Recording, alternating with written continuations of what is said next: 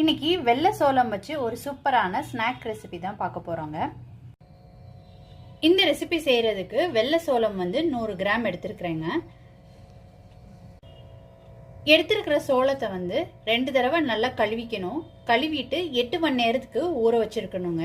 நான் ஏற்கனவே ஊற வச்சு எடுத்து வச்சிருக்கிறேன். 8 to 10 hours சோளத்தை நல்லா ஊற வச்சுக்கணுங்க. நான் ஊற வச்சிருந்த சோளம் நல்லா ஊறிடுச்சு.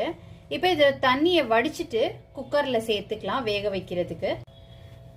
தண்ணியை வடிச்சிட்டு சோளத்தை குக்கர்ல சேர்த்துக்கிட்டாச்சுங்க. இப்போ இதுக்கு தேவையான உப்பு சேர்த்துக்கிறேன்.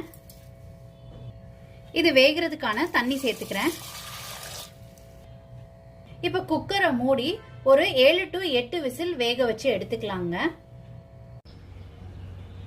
7 to 8 சவுண்டுக்கு சோளத்தை நல்லா வேக வச்சுக்கிட்டாச்சுங்க.